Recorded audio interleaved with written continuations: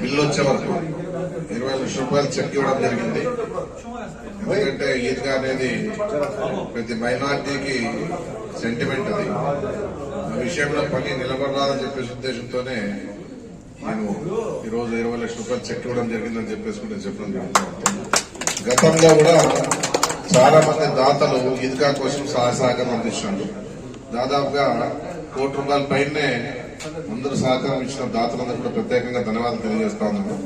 ఎందుకంటే మీ సెంటిమెంట్ ప్రకారంగా మీరు పని జరుగుతుంది అనే నమ్మకంతో మీరంతా కూడా సహకారం ఇచ్చి ఈరోజు మీరు ముందుకు పోతా ఉన్నారనే విషయం తెలియజేస్తా ఉన్నాను.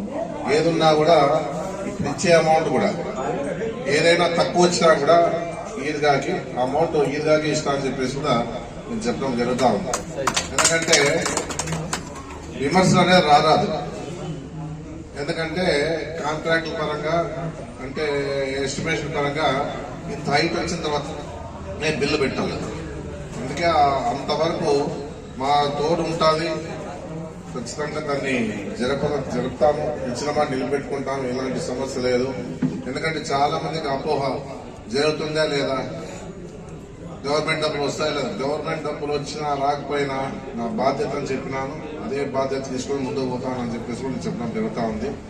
ఏదన్నా ఈరోజు సంతోషంగా కార్యక్రమాన్ని మీ అందరి సమక్షంలో మైనార్టీల సమక్షంలో చెక్ అందించడం జరుగుతుంది. పెద్దలు కాజీ సాబ్ ఉన్నారు, కదీర్ సాబ్ ఉన్నారు, ఇంకా మిగతా పెద్దలంతా కూడా ఈరోజు వచ్చిన వాళ్ళ సమక్షంలోనే ఆ కార్యక్రమాన్ని అందిస్తా ఉన్నాము.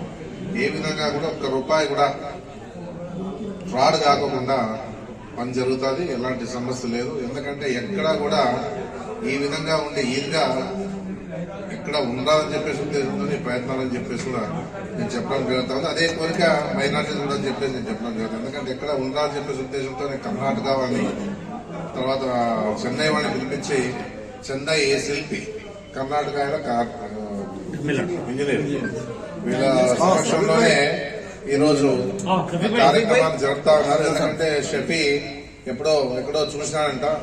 వాళ్ళ షఫీ ద్వారానే ఈరోజు కాంట్రాక్టర్ గాని ఇంజనీర్ గాని పిలిపించి ఎస్టిమేషన్ ఇచ్చిన తర్వాత ఎంతైతే వచ్చిందో ఆ ఎస్టిమేషన్ దాదాపుగా ₹2,60,00,000 మనం ఏర్పాటు చేశాం.